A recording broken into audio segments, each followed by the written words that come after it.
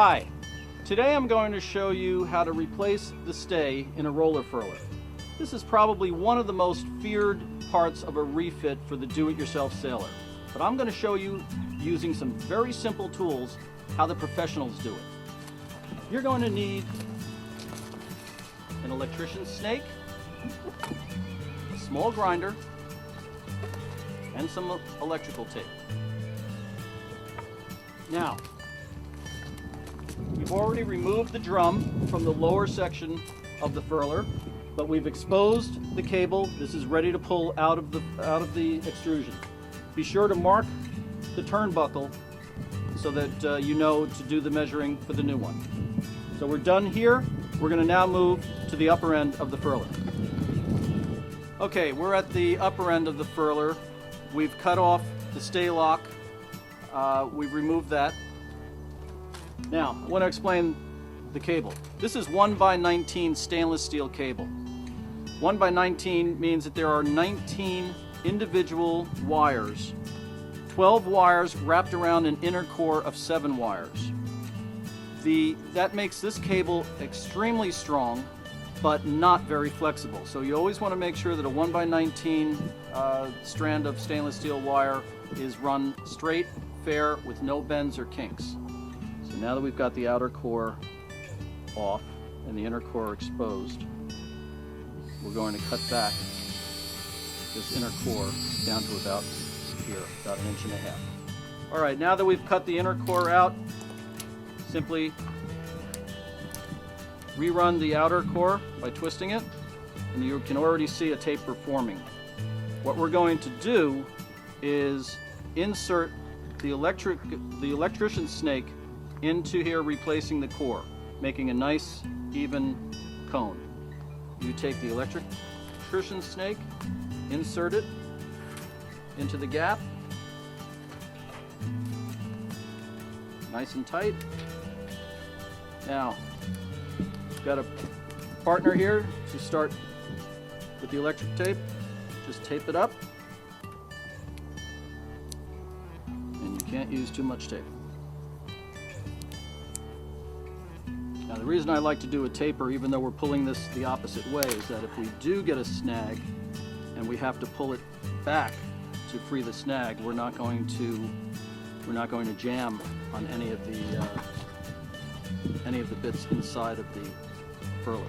So right now we are ready to pull the old cable from the extrusion. Okay, slow. Okay, keep going. You're out? Okay. We've taken the old cable out of the extrusion, out of the furler extrusion. Now we're ready to measure the old stay against the new stay. We set that up, and we're going to reverse the process to put the new stay in. Okay, we've moved down to the dock with the old and the new stay. We've laid them out side by side to make sure they're good and straight so that we can get a good measurement. One thing I want to point out on the new turnbuckle. Set the turnbuckle so that there's approximately 1/3 of the thread exposed on the inside of the turnbuckle.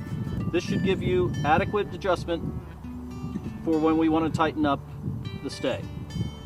Now we're going to move to the other end of the stays so that we can take our measurement.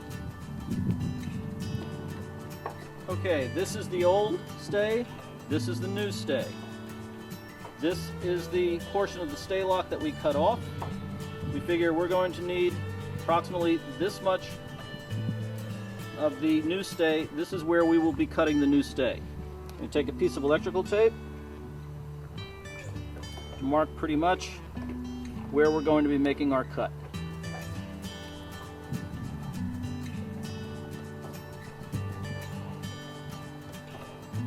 All right, we're back at the furler, getting ready to install our new stay. We've removed the core the same way we did when we pulled out the old stay. Take the electrician's snake, place it inside. Bob's going to, once again, secure the snake to the new cable.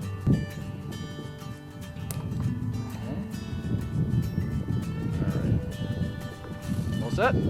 Perfect. I'll move to the other end. Okay, we're ready to pull the new cable through. Bob, you ready? I'm ready. Okay, start going.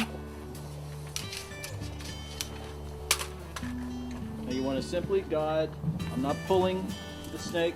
Bob is actually doing all the work. He's pushing the cable through. And there we are. You see? It was that easy. All we have left is to cut where we measured, install the stay lock, or whatever else you're going to use for your particular installation, and you're all set. I hope you found this video helpful. To see this and other how-to videos, please go to our blog at ahoycaptain.com. I'm Vince. Thank you for watching.